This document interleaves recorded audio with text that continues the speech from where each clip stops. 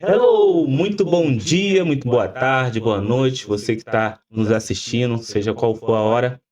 Seja muito bem-vindo à Sala Cast. Hoje eu tenho uma entrevista extraordinária com um homem extraordinário. Eu vi o material dele, fui encaminhado, fui pressionado, graças a Deus por isso, pelo meu amigo Marcelo, para convidar esse homem. Mas antes de começar esse vídeo, antes de começar a assistir, vou te pedir com muito carinho, compartilhe esse vídeo, se inscreva no canal, faça comentário. Eu vou lançar um desafio. Eu duvido que você consegue compartilhar isso com seus inimigos. Porque com seus amigos, com a pessoa que tu ama, é muito mais fácil. Mas você diz, não é eu que estou falando, você que diz que é uma boa pessoa, compartilha com seus inimigos. Compartilha com aquelas pessoas que te falam mal, que te calúnia. De repente ele vai aprender alguma coisa com esse vídeo. Mas só compartilha, não manda indireta não. Fechou?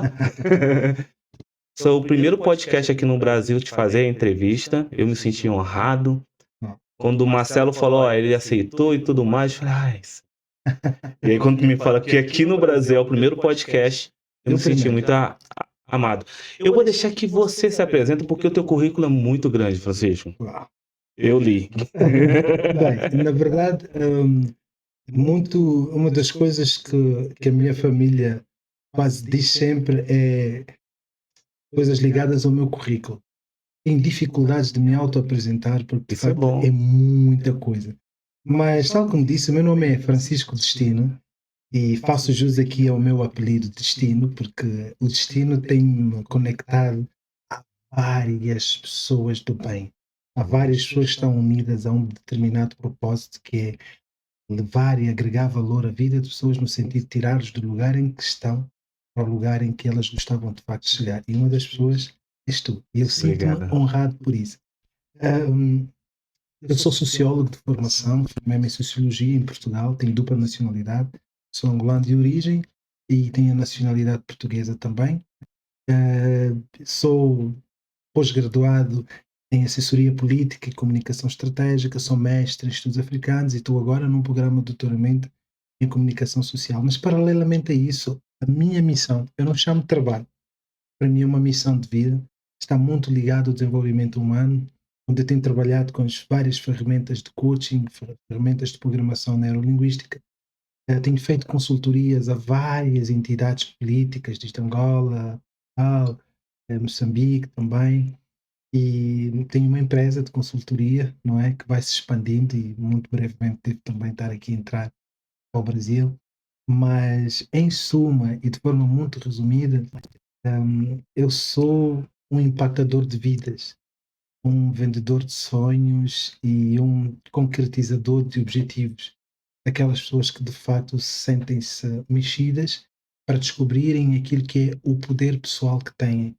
Então, com base nesse poder pessoal, eu ajudo as pessoas de facto a trazerem à existência as coisas que eles só conseguem ver nos sonhos ou na comparação com a vida das outras pessoas. Então, eu digo que é de facto possível e trabalho com ferramentas muito comprovadas cientificamente, porque tudo com que eu trabalho, eu desenvolvo, eu gasto tempo, eu invisto e transformo aquilo numa ciência para que o resultado possa de facto ser fidedigno. Então, no fundo, tal como diz a música, este cara sou eu.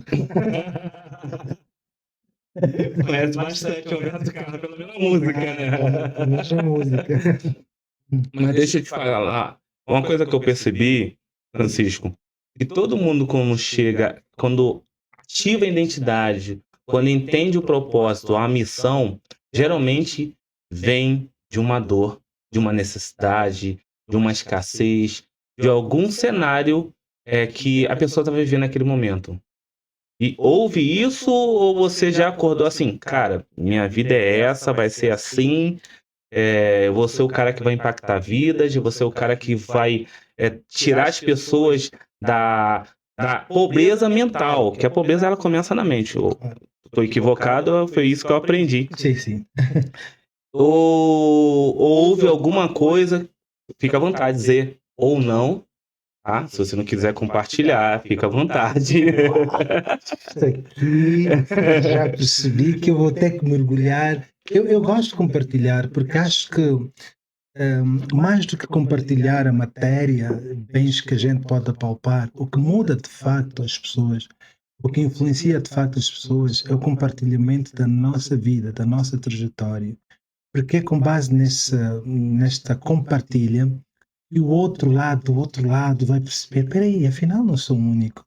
Espera aí, aquilo que eu tenho como problema, para ele já é algo muito difícil, já passou por questões mais difíceis ainda.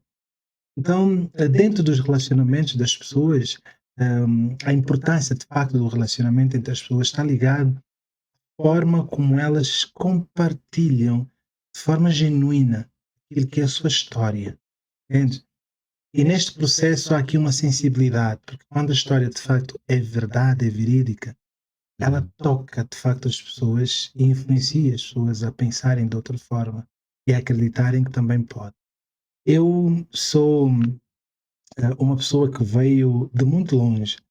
Eu nasci em Angola e cresci num bairro, chama-se bairro Rocha Pinto. Aqui, a maior parte das pessoas chamam favela, não Favela.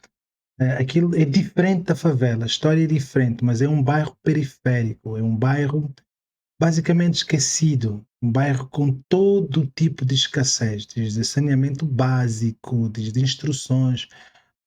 E eu lembro-me que o meu pai, enquanto nós crescíamos, ele dizia que nós não poderíamos ter contato com a rua, porque meu pai foi muito, muito duro na nossa educação, ensinou-nos o caminho da escola e, sobretudo, ensinou-nos o caminho da palavra de Deus. A nossa rotina era escola, aos domingos, escola bíblica dominical e voltar para casa. Nós entrávamos para casa às 5 da tarde, trancavam as portas todas, porque meu pai achava que o bairro em que nós vivíamos, muito facilmente a gente poderia estar contaminados com algumas experiências que podiam não ser abonatórias para nós, não é? Mas o que eu quero dizer, no fundo, é que eu cresci também uma criança depressiva, por conta de várias dificuldades que fui tendo ao longo do meu processo de socialização. Eu cresci num bairro em que basicamente éramos proibidos de sonhar, porque a escassez era tão profunda, e digo mesmo, a miséria era tão extrema, a miséria emocional também existe. Era tão extrema. Se eu dissesse assim a alguém que estivesse ao meu lado, um amigo, dissesse, olha, eu gostava de ser um jogador. Eu fui durante 15 anos atleta profissional de basquetebol. Caramba. E quando eu dizia, eu vou ser um jogador importante e vou conhecer o mundo através de basquetebol. E eles diziam, cala-te, como quem diz, nós deste bairro não temos direito a isso. Acredita que quando nós crescemos neste meio, o nosso grau de merecimento baixa automaticamente. A gente começa a se conectar com um pouco, com a escassez. Porque quando falta comida, quando falta convivência saudável, quando faltam uma ambiência que possa proporcionar pessoas que consigam se relacionar da melhor forma possível, as pessoas elas adotam uma postura social de que tudo é pouco. Então, se tudo é pouco, o que aparecer, eu tenho que me apoderar para que eu possa salvaguardar o meu amanhã. Então, a escassez aqui torna-se muito forte, muito profunda. E quando nós vivemos nessa escassez, nós começamos a nos afastar radicalmente daquilo que é a abundância. E a abundância é a esfera pela qual nós fomos de facto criados. A escassez começou a fazer com que a tristeza, a depressão, a solidão começassem de facto a tomar lugar. E quando nós estamos perante a escassez, nós deixamos de reproduzir aquilo que são os hábitos de boa compartilho, os hábitos da boa convivência, porque acreditamos sempre que merecemos o pouco, as migalhas. E é assim que nós vivíamos. Eu vivi num bairro em que foi construído um muro. Esse muro chama-se Muro da Segregação Social. Indiretamente, o governo lá na altura dizia: vocês não contam, porque tinha a estrada principal que passava o Presidente da República, mas quando olhasse para o outro lado, havia um subúrbio. Então, mais fácil, ao invés de resolver o problema do subúrbio, era levantar um muro de maneiras a que nós, subjetivamente, ou indiretamente, não contávamos. E fomos abandonados assim. Nós não tínhamos corrente elétrica durante anos e anos. Nós vivíamos no escuro. A gente estudava com as velas acesas ou candeeiros, e no dia seguinte, quando tu pegavas aqui debaixo do nariz, tinhas as mãos escuras de fumo. Então, Caramba. por que a gente não contraiu talvez uma doença do pulmão? Era a graça e a misericórdia de Deus, não é? Portanto, eu acho que chegou uma altura da minha vida em que eu comecei a perceber que eu não queria aquela vida para mim. Eu disse que eu merecia mais, porque uma das coisas que salvou-me foi a escola bíblica. Sempre que a gente ia à escola bíblica aos finais de semana, eu prestava muita atenção no que os professores diziam-nos. E houve uma história que muito impactou a minha vida, foi a história de Moisés. Desculpa, foi a história de José. Ele passou por variedíssimas coisas na vida, mas num determinado momento ele acreditava sempre que lá na frente havia algo que iria cooperar para o seu bem. E ele transformou-se de um mísero para um governador. Uau! Eu disse, espera aí, ele é filho de Deus? E quem é que eu sou? Eu sou filho de Deus. Então eu preciso aprender os mistérios que estão por detrás disso. Claro que, para a gente aprender um mistério, o mistério é algo que está escondido. Não existe nenhum mistério que está cá em cima. Ok. O mistério está tudo escondido.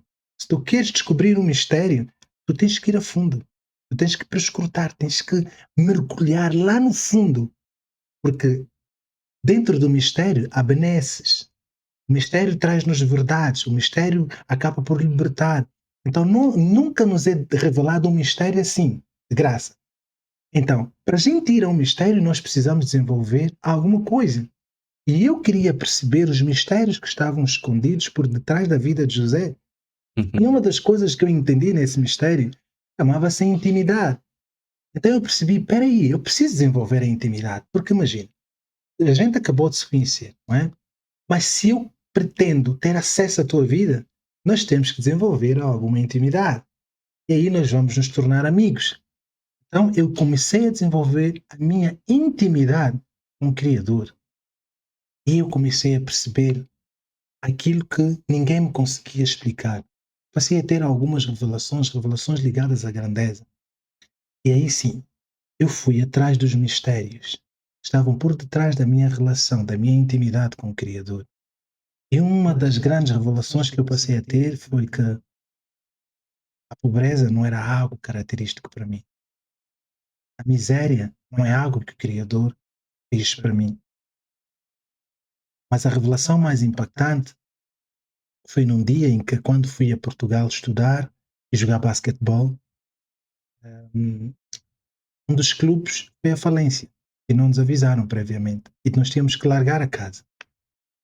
Eu não tinha dinheiro nenhum e tinha que passar a noite numa casa de banho pública. E eu não podia ligar para os meus pais em África, que eles iam estar preocupados. Agora, o que é que se passa? Não ia resolver, Não ia ia trazer resolver. mais preocupação. Exatamente. Então, eu passei 2 noites numa casa de banho pública. Era limpinha. À noite ia para o metrô, chama metrô, lá não tem ninguém, lá é a minha vez, entrava para a casa de banho, trancava por dentro, às 4 da manhã estava acordado, ia fazendo a minha vida. No segundo dia, eu sentei-me numa estação em Coimbra, em Portugal, e olhava a cidade toda assim. E caíam-me lágrimas. Eu lembro-me de ter feito uma oração tão profunda. Eu disse, Pai, se eu fui feito segundo a tua imagem e semelhança, se tu dizes que tudo quanto tu criaste para mim é verdade, porque se não for verdade, tu colocaste o teu nome em xeque. Então, se isso de facto é verdade, dá-me um sinal, diz-me a mim o que é que eu posso começar a fazer agora para mudar tanto a minha vida, como a vida de várias pessoas que estão sem casa nesse momento, que vinham de vários outros países jogar e que fomos traídos pela equipa. E naquele exato momento, eu comecei a sentir uma paz tão profunda e comecei a ir à busca. Encontrei um dos grandes vídeos de Tony Robbins. Mudou Olha aí. completamente a minha vida. Ele falava do poder da decisão. Eu disse, então, eu preciso tomar a decisão, transformar a minha vida. A decisão de transformar a minha vida não depende do Criador. A decisão de transformar a minha vida não depende de ninguém. Depende única e exclusivamente de mim. Porque eu entendi que na decisão, um dos grandes pressupostos da decisão chama-se o livre-arbítrio. O livre-arbítrio é a capacidade da gente agir como protagonista, entender que aquilo que eu opto escolher leva-me a abrir mão de uma outra coisa, mas isso há de me acarretar algum resultado. Naquele exato momento eu comecei a deixar de ser vítima, porque eu fui lendo e fui começando a perceber que o resultado da vida que eu estava a ter não era outra pessoa culpada. Eu era o culpado, mesmo que eu não soubesse, mesmo de forma inconsciente, eu era o culpado daquele resultado, porque era o resultado das minhas ações. Isso dizia que as minhas ações eram pouco massivas, eram ações de pouco impacto e davam-me sempre aquele resultado de uma mediocridade tão prolongada. Eu comecei a fazer uma retrospectiva mental, comecei a perceber de onde eu vim, aquilo que eu me conformava, conformei-me durante muito tempo com a mediocridade. Por quê? Porque nunca tinha estado no momento de tomar uma decisão massiva. Naquele momento em que tomei a decisão de mudar a minha vida, de dizer eu sou, eu consigo, eu vou lá na frente e tudo isso vai dar certo, eu senti, parece que o universo começou a cooperar ao meu favor. E uma das grandes lições que eu aprendi foi que quando nós tomamos a decisão de decidir com força, uma decisão não baseada em desejo, mas uma decisão baseada em convicção. Porque existem pessoas que decidem com base num desejo. Ele vê a vida de alguém e diz: eu decido, quero ter uma vida desta. Os desejos passam. Tal como se tens um desejo de comer um chocolate, tu comes rápido, ela passa. Mas quando tu decides com base na convicção, a convicção quer dizer o eu. Conecto-me com a minha situação de vida, digo assim, eu vou mudar esta situação de vida. Convicção quer dizer tu colocares todas as tuas energias, tanto as emocionais como as físicas, num único ponto. Qual é que é o ponto? O objetivo que tu traçaste, o ponto em que tu pretendes atingir, tu tomas essa decisão com base na convicção. Uma coisa fantástica acontece.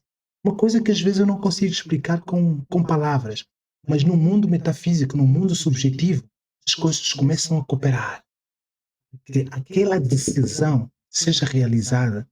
Essa decisão, quando expressa em palavra, ela começa a tomar o posicionamento que o Criador tomou quando disse: haja terra.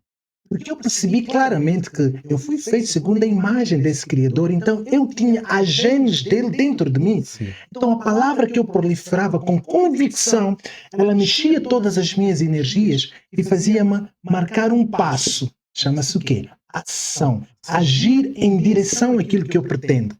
Eu comecei a agir em direção àquilo que eu gostava. Comecei a agir em direção. E acredita que aquilo foi num momento tão duro, tão difícil, porque eu não tinha recursos. Não tinha recursos financeiros. Não tinha nada, não tinha o que comer. Mas a primeira coisa que fiz foi decidir com convicção. Comecei a estudar, a ler, ir às bibliotecas. E um dos segundos pontos que o poder da decisão acabou por acarretar em mim foi a consciência de abdicar. Porque aquela escassez toda em que eu vivi foi com base numa determinada ignorância. E a ignorância é treva. Treva é escuridão. Na escuridão ninguém vê nada. Então eu tomei essa decisão e disse assim: espera aí, eu tenho que agir em direção a esse objetivo. Mas há alguns anos atrás eu apresentava desculpas. Eu dizia: o culpado é o governo que não criou condições para nós. O culpado talvez foram os meus pais que não tiveram grandes possibilidades de nos colocar nas melhores escolas que os outros. O culpado é a falta de dinheiro. Quando cheguei em Portugal, a desculpa aumentou. Eu comecei a dizer: culpados são os brancos porque eu sou negro. E a história diz que os negros não impactam na inteligência, talvez só na arte e no desporto. Arranjei montes de desculpas. E essas desculpas constituírem em mim uma determinada crença. Era uma crença altamente limitante. E eu disse assim: espera aí, tudo isso foram desculpas que eu construí. Mas eu pretendo ser protagonista. Porque os protagonistas não olham para as desculpas. As vítimas são as que apontam sempre para fora. E dizem que o culpado é tudo, menos eles. Mas eles esquecem-se que as ações que elas desenvolvem, mesmo pensando que o culpado são os outros, os resultados são deles. Então eu disse, aqueles resultados eram meus. Mas eu tenho que mudar esse resultado com base em uma nova figura que eu me tornei, protagonista da minha vida. O que é que eu não tenho? Recursos? Eu vou arranjar recursos. Como? O que é que eu tenho à minha volta? Olha, eu tenho uma biblioteca. Então, automaticamente comecei a perceber que eu tinha que abdicar.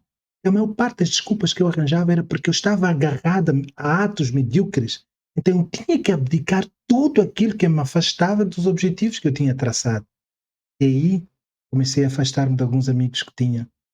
Amigos que estavam comigo numa manada de vítimas. Porque a nossa conversa era sempre conversa de vitimização, autocomiseração. Aquilo não mudava nada no nosso ciclo de vida.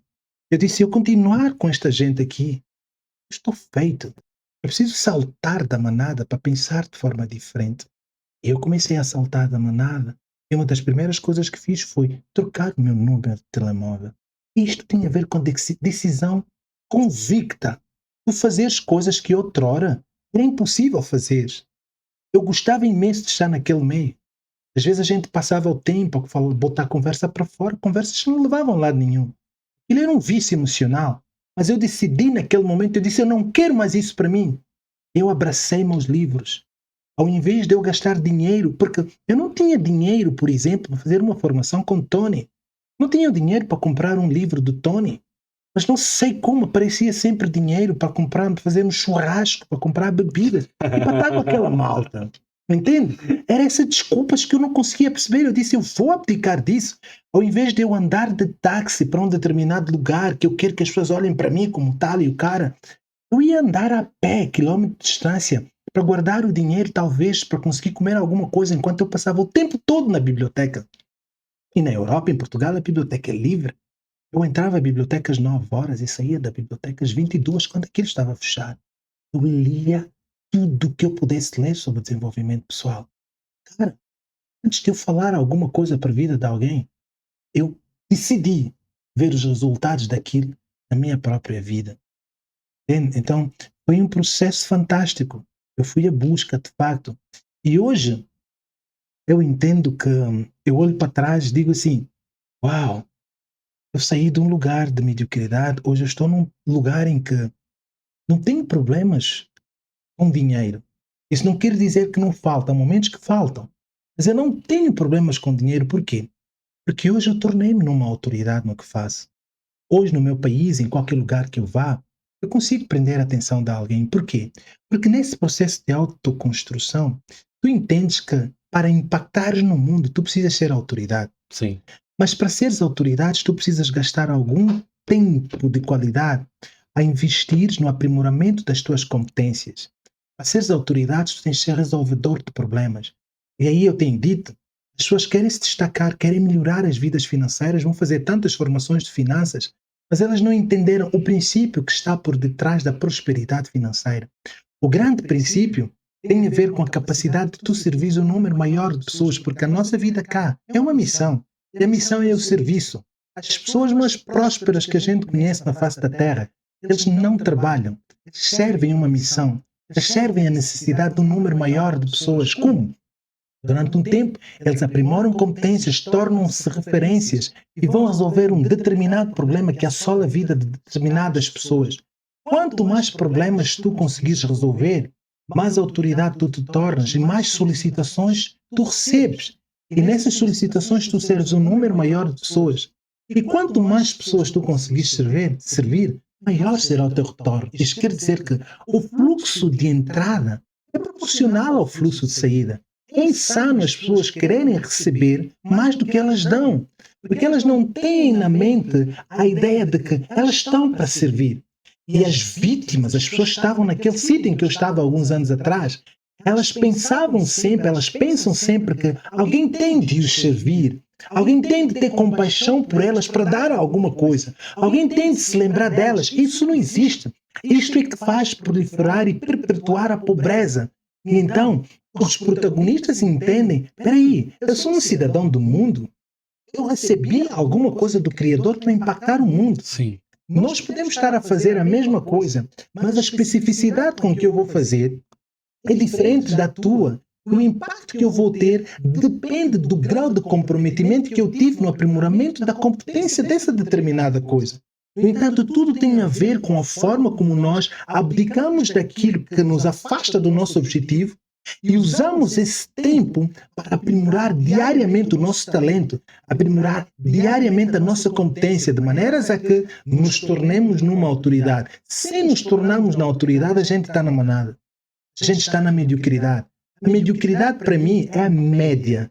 É ver um número considerável de pessoas, milhares de pessoas, todas ganham da mesma forma, vivem para pagar impostos, vivem para pagar o governo, vivem para criticar para fora, vivem a apontar sistematicamente para fora. Nós precisamos saltar dali para aqui. E neste processo do salto para aqui, processo complexo, porque tu vais sofrer rejeições. Porque quando aqui as coisas começarem a dar errado, tem a ver com a normalidade do processo. Porque todos os processos cumprem etapas, tu não podes saltar uma etapa e às vezes naquela etapa as tuas habilidades não estão tão preparadas ainda para saltar para uma outra dimensão e a coisa corre mal. E o que é que a manada daqui faz? Eles assistem, estão à espera que tu caias, estão à espera que tu erra para dizer... Olha, tu erras e desistes para dizer, a gente tinha razão. Ele é teimoso, cara. O lugar dele não é lá, não. O lugar dele é aqui conosco. Mas o nosso lugar é nos patamares mais altos. Por quê? Porque nós fomos feitos. Isto é tão profundo que vou dizer. Nós somos feitos para caminharmos na vida de vitória em vitória. Eu digo que a nossa vida, o cume da montanha é lá ao fundo e a nossa vida é assim. A nossa vida não é assim. Isto aqui é a percepção humana. A percepção de um protagonista que caminha com a mentalidade de uma dimensão mais alta, ela entende que ela nunca está assim. Ela está para estar para cima. Por quê? Porque no momento em que nós achamos que estamos em baixo, nós não estamos em baixo. Estamos a aprender. Porque estar em baixo reflete na visão humana o problema. E como é que a visão humana interpreta o problema? Interpreta o problema como algo que surge para paralisar alguém. Então eles dizem assim, está mal, agora acabou para ele, morreu. Olha, a gente tinha razão. Mas se tu interpretares o problema como um sinalizador, como um amigo, porque eu digo que o problema é um sinalizador. Uma aula. Uma aula, porque o problema surge para sinalizar. Existe alguma competência em ti que tu vais precisar na dimensão lá de cima e tu ainda não trabalhaste na dimensão cá de baixo. E tu não podes passar para a dimensão lá de cima sem trabalhar esta competência aqui. Então o problema vai te surgir para sacudir a tua vida e dizer, espera ali, trabalha aqui, aprende com o problema e prova o problema que tu aprendeste com a lição que ele quer acarretar. Quando tu conseguires provar o problema que tu aprendeste, ele deixa automaticamente de ser problema. O que ele passa a ser? Um aprendizado. Portanto, o problema é uma oportunidade dada a todo ser humano para passar para uma outra dimensão. Porque imagina, tu queres atingir uma dimensão de grande liderança, mas tens uma incapacidade tremenda de lidar com pessoas. Os teus relacionamentos são débeis, mas dentro de ti existe uma áurea fantástica para um líder exímio.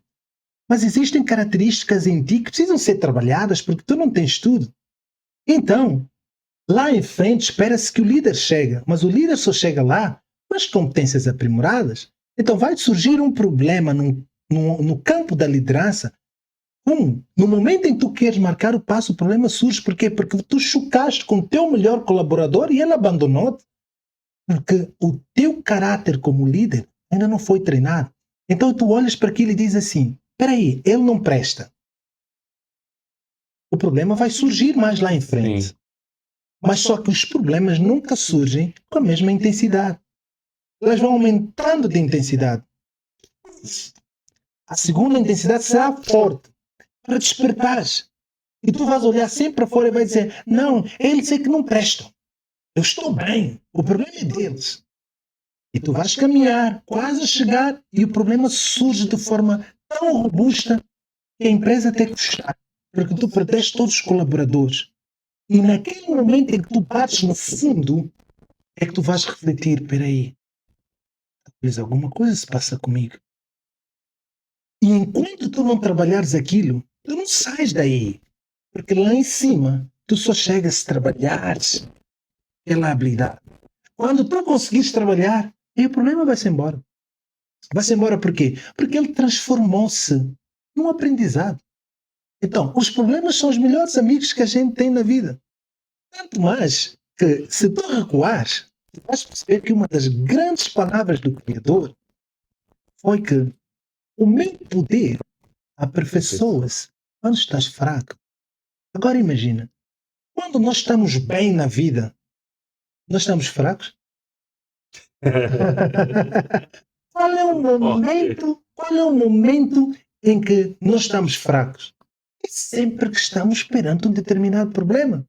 E ele diz que é neste momento em que eu me torno perfeito, em que eu me torno absoluto em ti. O meu poder torna-se perfeito quando tu estás fraco. Quer dizer que a nossa fraqueza faz com que o Criador revela dentro de nós o aprendizado que a gente pretende para quê? Para atingirmos uma dimensão grande, uma dimensão alta, porque nós somos os embaixadores dele na Terra. Sim. E nós não nascemos para a mediocridade, nós nascemos para impactar. E quanto mais consciência disso a gente tiver, e quanto mais cedo nós ganharmos essa consciência, melhor para nós. E é com base nisso que eu construí um programa, chama-se o Poder Pessoal. Eu tenho palestrado, tenho feito muitas mentorias com base nesse programa, o Poder Pessoal. Tenho lá várias ferramentas que têm de facto ajudado. E nós experimentamos o ano passado o Poder Pessoal a algumas empresas estratégicas lá de onde eu vim, e funcionou com empresas, e isso vai funcionando. Então, o nosso poder pessoal, ela é composta por 2 fatores, habilidade e atitude. Habilidade é saber fazer. Porra, tens que saber fazer alguma coisa. O mundo tornou-se tão complexo, tão competitivo, que se tu tiver só diplomas, tu não é nada, cara. Sim. Agora estou falando brasileiro. E uma coisa que você falou bem certo. A Bíblia fala isso, né? Não sei se foi Paulo ou Tiago que falou. Eu me aperfeiçoo nas minhas fraquezas. Paulo.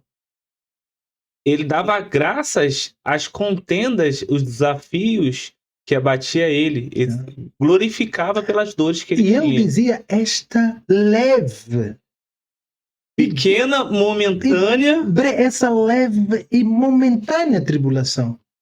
Então, eu acho que, sabe... engraçado, te cortando, Sim. na Bíblia, pelo menos nos evangelhos, foi o cara que mais sofreu. Paulo, tirando ninguém. Cristo. Não mais ninguém. E ele tá falando de amor, inclusive a gente conhece a parte de Silas na cadeia, onde qualquer um de nós estariam reclamando, murmurando, porque Deus, e ele lá com Silas estava cantando, adorando e louvando o Senhor. Sim. Então, ali é onde aperfeiçoou. Eu aprendi muito, Francisco, que o fogo serve realmente para nos forjar. Eu passei por uma situação de dor e entrei na fase de vitimismo. Fiquei assim, cara, por que, aprendi tanta coisa, sou mestre nisso e disso, e por que eu tô passando, ajudo tantas pessoas, mas foi o que tu falou. Existia uma necessidade de subir de nível, mas eu não ia subir de nível, nunca, enquanto não aperfeiçoar dentro do nível que eu tava. Exatamente. Sabes, para eu mudar a minha vida, para eu passar para um outro nível, eu tenho que fazer coisas que eu não fazia. Sim. Não tem como. Não tem como, porque e isso choca-me, sabes? Isso choca-me às vezes. Eu tenho que ter algum cuidado a falar disso, porque as pessoas estão tão abraçadas com os seus problemas que acreditam que elas não têm culpa daquilo. Acreditam cegamente. Isto é uma crença. A gente tem que desconstruir essa crença, porque, imagina, todo ser humano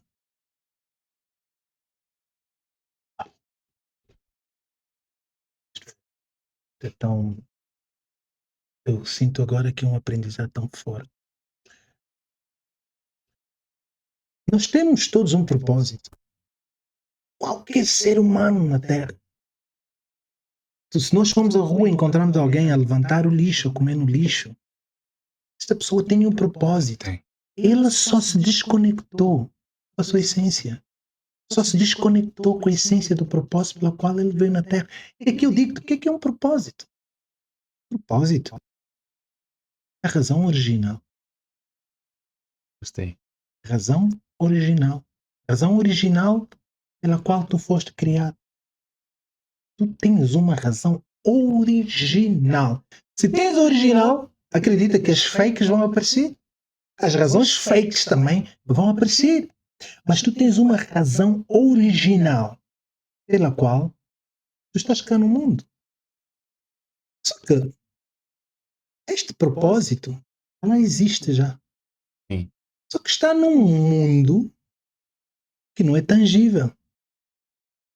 Que as pessoas não podem ainda tocar. Existe. Mas existe. Então é fundamental, é preciso que haja uma matéria, um corpo tangível, que traga aquilo de lá, onde não se toca, para se concretizar no mundo em que as pessoas vêm. Sabes o que é que isso quer dizer? Isso quer dizer que o teu propósito de vida, ela já está concretizada. Já está pronto. Já está. Ela já está pronto num determinado lugar. Quando Deus nos criou, já criou também um fim. Já criou um fim. O início do propósito, o fim do propósito. Ele vai fazer isso aqui. Ele traçou o plano do propósito. Agora, para a gente trazê-lo à existência, aí são outras coisas. Como diz o carioca, aí é outros 500. Aí são outros 500, cara. Aí são outros 500. Ele está lá. Mas, garantidamente que está. Agora, trazê-lo à existência, ele exige que tu construas dentro de ti habilidades que te possam conseguir suportar este propósito no mundo tangível. É aqui que as pessoas recusam-se a pagar o preço. Sim. Então elas desviam-se dos seus propósitos. Através da vista, elas vão vendo apenas aquilo que se toca, através da comparação. Dizer, eu gostava de ser como fulano. Agora o que está na moda é coach. Eu quero ser coach. E há milhares de coaches ali que abrem a boca e nem sabem o que dizem. Muitos. Nem sabem o que dizem. Então, não estão comprometidos com o seu propósito. Talvez o propósito dele era outro. Impactar a própria vida dele e a vida das outras pessoas, fazendo outras coisas que o Criador, através do plano original, já predestinou. Deu um talento para ele. Ele desviou-se do talento. Já imaginou aqui as crianças no Brasil é futebol, não é? Sim. Se tu entenderes, há muito jogador, há tempo estava a conversar com jovens cá, jogam futebol, e eu perguntei a todos eles o que é que eles gostavam de ser, e eles, Neymar. E tu acreditas que com base nisso, já muitos desviaram-se do futebol, porque não conseguem ser Neymar. E quem disse que todos têm que ser Neymar? Entende? De repente foi chamado para estar acima. Quem sabe foi chamado para estar acima. Quem sabe até pode estar abaixo daquilo que a nossa vista vê do Neymar, pode estar abaixo, Sim. mas em termos de impacto, em termos de propósito original, ele está muito acima. Porque ele está numa liga aqui baixa, mas ele está a impactar as outras pessoas, está a influenciar as outras pessoas, talvez através do exemplo, talvez através do relacionamento que tem com pessoas, talvez através da forma como lida com aqueles que não são nada ainda. E aí no campo espiritual ele está muito acima. Aí eu nem diria o campo espiritual, para a percepção de todos. Sim, entendi. Eu diria no campo da visão. No campo da vista, a vista é o que nós vemos, Sim. com base na carnalidade. Mas no campo da visão, porque a visão é que nos conecta ao propósito. E aqui eu posso concordar contigo que a visão está ligada à espiritualidade. Portanto, às vezes nós diminuímos. Imagina, posso ser sincero contigo? Deve. Eu não fui recebido ainda em nenhuma casa aqui no Brasil com tanta cordialidade e sinceridade no sorriso como na tua casa. A gente nunca se viu. Eu entrei aqui como se já tivéssemos nos conhecido há tanto tempo. Tu sabes o impacto que isso dá? E tu podes dizer assim, eu ainda sou pequeno. Por quê? É a vista. O que a vista faz? Tu vais ao Instagram, as pessoas que fazem podcast que tu fazes, se calhar têm 4 milhões de seguidores. Sim. Mas a vista te diz assim, eles são grandes. Será? O que a visão diz? O impacto que tu causaste em mim vale muito mais do que dinheiro, porque onde eu for, a experiência que eu vou dar é da sala cast, é do teu podcast. E o propósito original pesa muito mais Sim. do que aquilo que a nossa vista pode ver. E daqui a algum tempo, se tu não desistires de continuar a ser tão original como tu és, tu has de ver que a tua grandeza que está a começar num mundo que não se toca tem de se refletir necessariamente no mundo que se toca. Entende? Se tu desmotivares por causa de quê? A vista engana-nos, mano. A vista engana-nos. A vista desvia-nos, faz-nos comparar, faz-nos dizer: epa, ele conseguiu aquele contrato, eu estou cá há 15 anos e não consegui nada ainda. É a vista, cara. É a vista. Porque nós somos seres infinitos. A nossa infinitude, ela está ligada à intemporalidade do Criador. Porque 1000 anos para ele é um dia, e um dia pode ser 1000 anos. Então, em qualquer momento, dentro da minha visão, algo vai acontecer. Não é no meu tempo, não é no tempo cronológico. Entende? Viver nessa dimensão.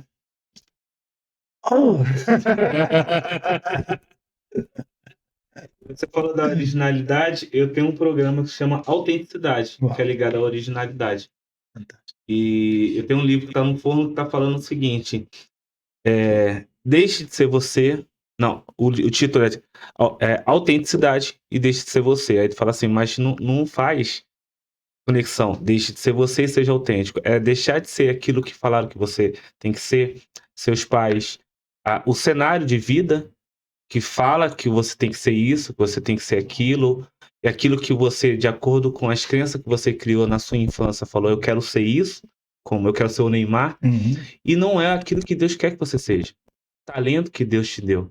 Então, ser autêntico, ser original, ser realmente aquilo que Deus fez para você ser e cumprir o propósito que Deus fez. Eu estou dando exemplo comigo mesmo, porque com as formações que eu tenho, eu não estou fazendo nada daquilo que eu fui formado.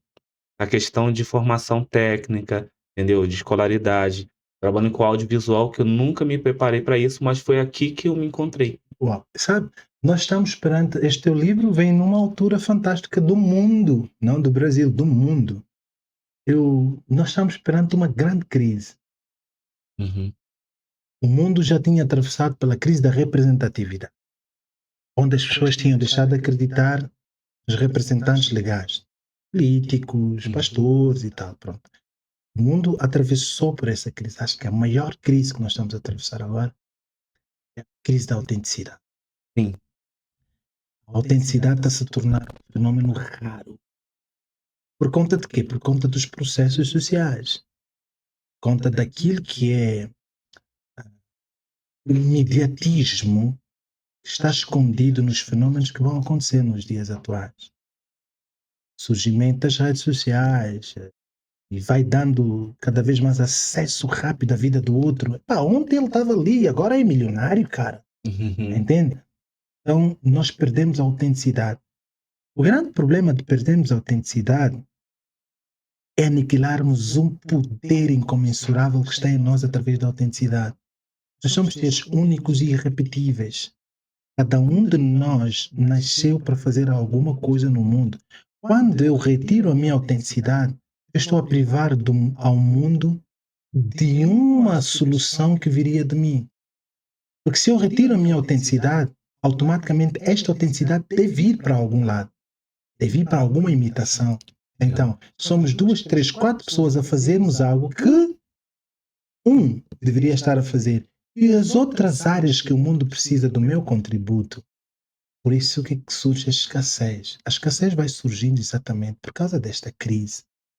Porque se cada um de nós fazer de facto aquilo que lhe foi chamado a fazer, o ecossistema funciona de forma equilibrada. Entende? Totalmente.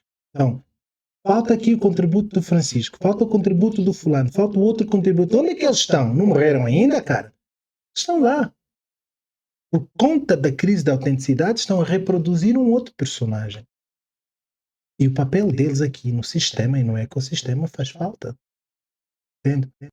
Então, aí surgem as frustrações, O porque desequilíbrio. o grande desequilíbrio, e surgem mortes precoces. Sabes que há muita gente que vive, mas estão mortas. Sim. Estão mortas porque é bíblico. Aquele que se desvia do propósito morre. Só existe, né? Sim, ele só existe Tem outro programa que se fisicamente. chama assim, Deixe de Existir. Uau. Deixa de existir. Não é? Então, aqueles que se desviam do propósito morrem. Morrem por quê?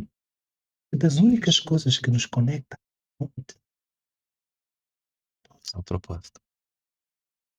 e tu podes deixar de ter a conexão à fonte da água da vida, fonte da abundância, só porque deixaste de ser autêntico. E daí tu já não recebes comunicação que tu precisas para viver. Esta comunicação entre o criado e o criador. Então tu vives a deriva. Exatamente o mesmo que aconteceu com o filho pródigo. Sim. Exatamente o mesmo. Equivocado, pensou algo, perdeu a autenticidade e desviou-se do caminho. Então, desviou-se da essência. E há muitos filhos pródigos perdidos por aí, Nossa. engravatados, andar de Bentley, de Ferrari. São pródigos, porque quando eles vão para casa no final do dia, estão debaixo de uma depressão profunda, choram, Tomando remédio. tomam remédio, eles não vivem uma vida natural, porque desconectaram-se com a essência. E o grande desafio que nós temos hoje é chamar as pessoas a voltarem à essência. Há pessoas que estão dentro das igrejas, oram, fazem jejum, mas estão desconectados com a essência. Não sabem quem elas são. Aí tu podes dizer, Francisco, cara, o que estás aqui a dizer, cara? Eu posso responder-te rapidamente que é tão complexo. É muito complexo às vezes falar desta coisa, sabes? Se nós formos aos grandes homens que marcaram o mundo, estes Davides, Abraão, João, Salomão. Salomão, a gente vê, eles eram amigos de Deus. Uhum. Deus trata-los como amigos. Mas Davi, numa das suas passagens, uma vez, acho que ele falava com o profeta, e ele preferiu, disse assim: quem me dera viver a geração. Isto que eu estou a dizer é muito profundo. A geração em que ele falava era a geração em que ele via os filhos de Deus com autoridade de fato. Eles, na altura, viviam debaixo da graça de Deus. Debaixo. 100%. Da graça não, desculpa, da glória de Da Deus. glória, da soberania. Eles viviam debaixo da glória de Deus. Hoje, se fores a passagem de Coríntios, tu has de ver uma passagem que diz: e todos eles, contemplados ao espelho, viam o reflexo da glória de Deus. Cara, não há algo mais impactante que isso no mundo. Tu olhas ao espelho, o que é que tu vês? Nossa. Eu vejo o reflexo O teu reflexo. de algo divino. Não, mas primeiro o que é que tu vês quando olhas ao espelho? Tu vês tudo. É. Mas a Bíblia está a dizer que aquilo que tu vês no reflexo do espelho é a glória de Deus tem em ti. E se tu recuares um pouco em Salmos 82:6, 82:6. ele diz assim: vós sois deuses, e todos vós filhinhos de Deus. Cara, por que que eu tenho que estar na mediocridade? Não faz sentido. Por que eu tenho que estar na escassez? Que o Filho de Deus precisa tomar autoridade e entender que as coisas do mundo, as coisas da terra, exigem sacrifícios. As coisas de Deus exigem. Eles fazem o contrário. Fazem sacrifícios para Deus. E aqui no mundo que deviam fazer sacrifícios não fazem. E existe sacrifício. Ele diz que o que mais lhe agrada não é obediência. Cara, deixa de sacrifício, obedece apenas, mas aqui estuda. Junta-te aos bons, junta-te aos melhores. Aprimora competências, paga o preço. E a combinação dos dois fatores leva-te lá para cima. É aqui onde está o problema. Se tu não és autêntico, tu te desconectas com esta essência. Essa essência chama-se a verdade. É a verdade que liberta as pessoas. Tudo leva pra ele, né? Não tem como. Não tem como. Tudo leva pra ele. A gente pode falar qualquer assunto que vai levar ele. Eu poderia. Houve uma fase da minha vida em que eu dizia: não, Francisco, fica feito coisas científicas, as pessoas. Estás aqui com grandes líderes, não fala de Deus. Vai-te banalizar. Eu tentei, cara. Eu parei de tentar, eu também tentei. Eu tentei, cara, não tem como. Eu viro, giro e tal, vou, estudo e tal, quando estou por mim, volta para ele. E hoje não tenho esse problema porque, cara, acredite ou não, depois de eu comprovar as minhas ferramentas cientificamente, Aham. elas para mim só são aprovadas quando eu vou buscar o respaldo bíblico, ver o que a Bíblia fala sobre aquilo.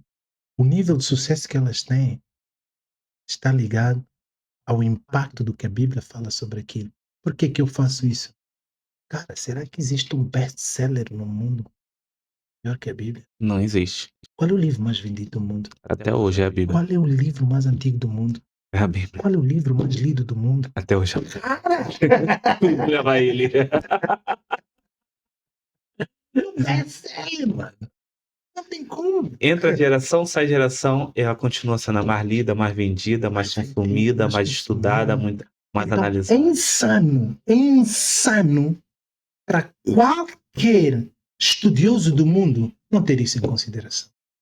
É insano. Por isso é que Sartre estudou sobre o existencialismo. Chegou a um ponto em que ele não tinha resposta.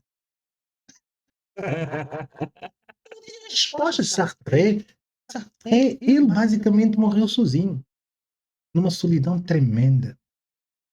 E dizia que o mundo não tem sentido nenhum. Um dia lê a teoria do existencialismo, um dos grandes estudiosos que o mundo conheceu.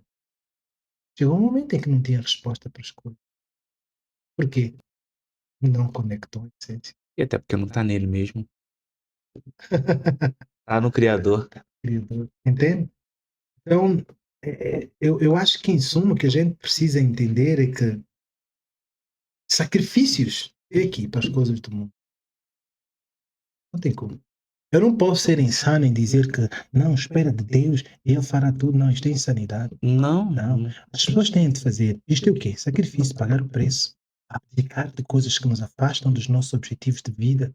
Buscar pessoas, aproximarmos as pessoas, fazer networking, custar, fazer, estudar, pagar, investir. Agora, para Deus, obediência. Sim, total. Obediência. Apenas obedece. Se tu obedeceres, há de chegar um momento em que Ele vai te confirmar que, através da intimidade, lá inicialmente, Sim. um mistério profundo. Muitos leem aquilo. Só leem. Só ler. Só leem. Eles não sabem porque nunca lhes foi revelado. Para seres revelado a alguma coisa, tu precisas ter intimidade. A intimidade não tem nada a ver com ir à igreja todos os domingos Não tem nada. e dar o dízimo. Zero. Zero. A intimidade tem a ver com tempo de qualidade que tiras para consagrar o teu relacionamento com. Porque quando te tornas íntimo, te tornas amigo. Queres ver o nível da tua intimidade com a tua esposa? Vê o quanto de segredo vocês têm. Nossa. Se existem muitos segredos, a vossa intimidade é baixa. Tá vendo, né, amor? Eu te conto tudo. Quando não há, Até meus medos. quando não há segredos, vocês estão num laço de intimidade. Com quem é que tu falas dos teus medos? Mais, para além da tua esposa?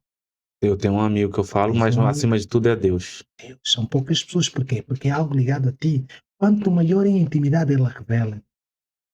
E um dos grandes segredos que é revelado na intimidade e que eu posso ler de uma forma, tu vais ler a mesma coisa, milhares de pessoas vão ler a mesma coisa. Eles não vão perceber da mesma forma. Só vão perceber através do nível de.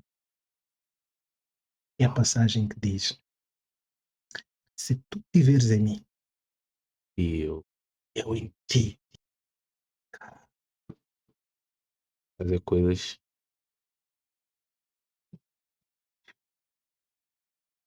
Eu esperava tudo, menos um podcast dele. E foi a intimidade que te trouxe aqui. No Brasil, nos eventos, nas tuas conexões. Foi a intimidade que nos leva, que nos traz.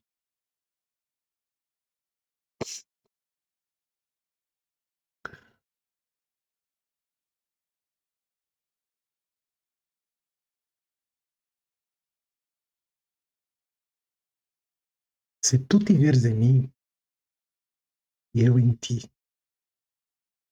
tudo que tu pedires, eu farei. Ele não diz te darei, não, ele diz eu farei. Quer dizer, tu podes mudar a vontade de Deus pelo nível de intimidade que vocês têm. Quer dizer que se tu fores íntimo a Ele vai fazer o que tu pedires. Essa intimidade que Cristo tinha com ele. E dizia, Pai, para a chuva, para a água, para tudo. Lázaro, levanta-te. Intimidade. É isso que a gente precisa ver. Porque ele faz. Eu hoje tenho a ousadia de dizer que se a minha intimidade com o Criador for tão alta, eu dizer, Pai, hoje é o meu dia da morte. Não quero morrer hoje. Muda isso.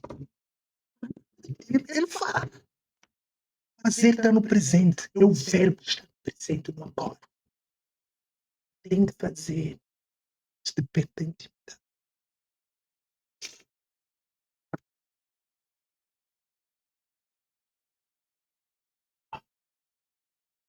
Resumindo o que eu aprendi aqui.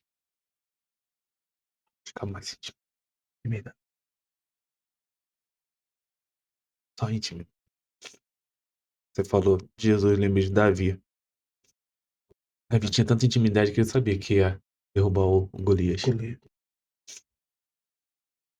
E pode ser até, foi o que você falou, tem que ter cuidado com o que fala na internet. Mas ele não fala que ele orou. Ele só foi pra cima, ele sabia quem era o Deus dele. Ele falou assim, você não mexeu comigo, você mexeu com Deus dos exércitos. É a intimidade que ele tinha convicção. Quando tens intimidade, tu pegas o teu cartão de crédito e dás à tua esposa e dormes descansado. Sabes que ela está. Quando tu sabes dentro de ti que a tua intimidade com ele é sólida, tu andas pelo mundo. Sim. Sabes que se ainda não se concretizou, quer dizer que não vai se concretizar. Tempo.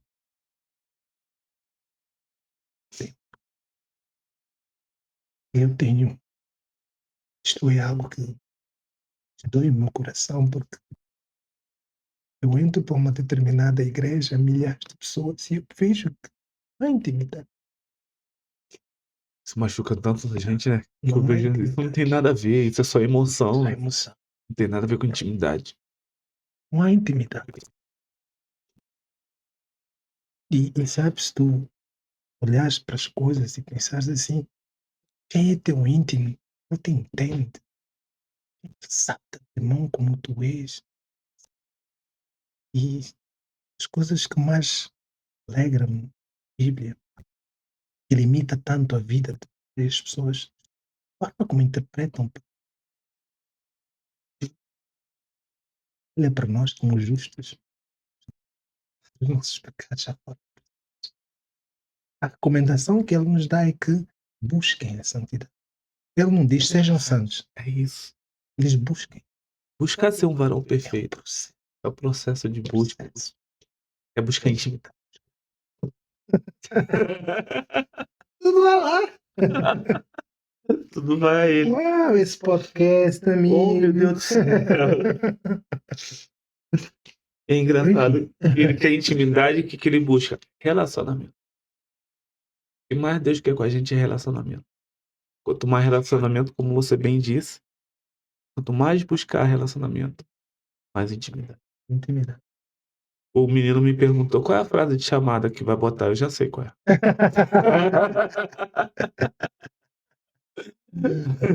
Uau, eu acho que se eu fosse embora amanhã, diria assim: a minha missão foi cumprida. Eu vou falar o mesmo. Não daqui, desse plano. Eu tô falando desse plano terreno. Se eu fosse, e eu sei que não vou, porque existe duas crianças lindas, que eu tenho um filho de 4 anos e uma de 4, 1 ano e 4 meses, que Deus me entregou. Então, meu maior projeto é realizar o sonho da minha esposa, realizar a vontade de Deus, não necessariamente nessa ordem, e entregar minhas 2 filhas, uma de 24 e essa de 4 meses, ao altar, eu digo ao marido, ao esposo, e preparar um guerreiro, um evangelista, um apóstolo, que é o meu filho, Natan. Então, as missões ainda tem cumprir ela, então ainda sei que ainda existe uma jornada aí para me cumprir. Mas se eu fosse dentro das revelações, é bom não criar expectativa, né? Eu estava olhando seu material hoje de manhã, primeiro eu faço meu devocional, dou uma analisada, eu e ela a gente vai, escuta também algo dentro de relacionamento casal, dentro da Bíblia, do contexto, e depois eu fui ver o teu material.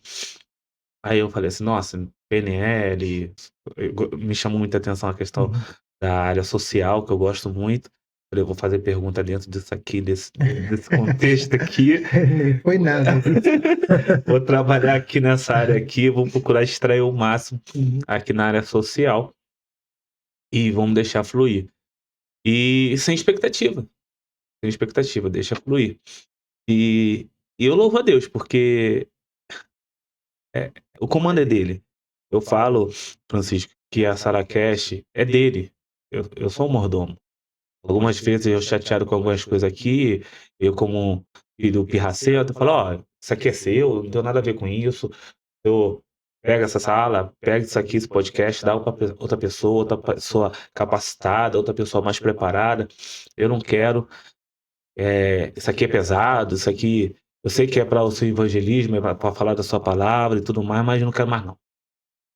Eu olho assim, fico esperando ele responder, eu acho que ele fala assim, sabe de nada. Você tem muito que aprender. E realmente, isso aqui é uma casa que pessoas como você, ao seu nível de intimidade, de busca, tem trago palavras, sentimento, que é muito mais, entendeu? Verdade. Porque muita gente não vai sentir, pode até sentir, mas poucos vão sentir a conexão que a gente está sentindo aqui. Não estou falando da presença, existe a presença, mas estou falando da manifestação. Porque Deus pode estar em todo que é lugar, mas não quer dizer que ele se manifesta em todo que é lugar. Entende? E eu sinto a manifestação dele. Eu nem sabia que tu era cristão. Eu fui buscar. Falei assim, vou buscar. E é um cristão genuíno. Que não precisa titular. É só falar, conviver, estar perto, que você sente. E é isso que Deus quer, né? É isso, exatamente isso. Ele não quer. É um ato franciscano, mas já fui corrigido, que eu acho que não foi Francisco que falou. Acho que foi Jerônimo, São Jerônimo, que fala: pregar o evangelho. E se for preciso, fale. Então, ver que é muito além de falar, é viver. Quando você está mediante a uma pessoa e você não entende, tem algo diferente nessa pessoa. Ele falou muito bonito, ele tem muita autoridade que ele falou, mas é algo diferente, algo a mais. E aí é a essência de Deus, é a ação divina É ação exalando. divina, porque é o respaldo da intimidade. Já percebeste às vezes tu tanto andaste com alguém pode dizer, vocês tanto andarem juntos, estão parecidos. Agora imagina de tanto estarem íntimos. Ele torna-se uma ponte que leva naturalmente.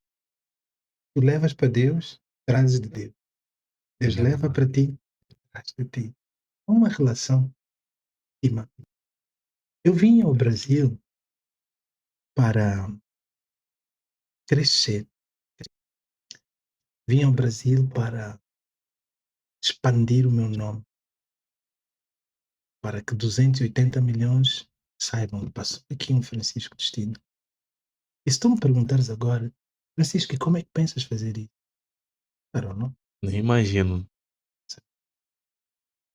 Tenho a confirmação no meu coração que tem que acontecer. E, sobretudo, para falar às pessoas, não para pregar. Eu não sou pastor.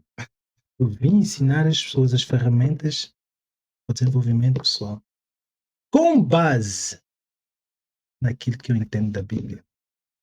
Com o manual original.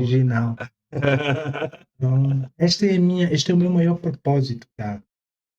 E acho que está a cumprir-se. Está cumprindo, está num processo bem bonito, bem gostoso, bem leve, bem impactante.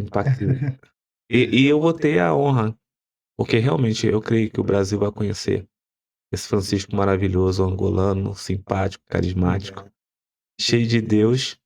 E eu vou falar assim, ó, eu sentei com aquele homem. O primeiro podcast. Foi meu.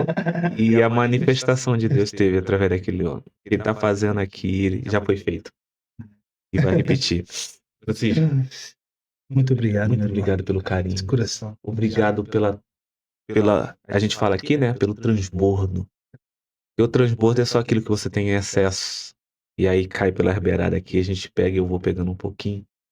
Eu vou pedir você com muito carinho que fale do seu material, da sua mentoria, do teu site, do teu livro, de tudo que você tem de conteúdo. Se você quiser, você pode falar diretamente para essa câmera aqui. E dentro disso, a gente vai fazer esse material e vai entregar o máximo de pessoa possível. Boa. Ok? Eu tenho variedíssimos conteúdos. Tal como disse, desenvolvi uma ferramenta, chama-se Poder Pessoal. E essa ferramenta tem de facto mudado vidas de milhares de pessoas têm sido impactadas através desta ferramenta. Eu com isso trabalho o protagonismo, com isso trabalho a questão ligada à saída da vitimização para o protagonismo. Trabalho questões também ligadas às crenças, porque eu sou produto de uma crença altamente limitante. Então, tenho feito também variedíssimas imersões com nome de extraordinário e certificações em alta performance.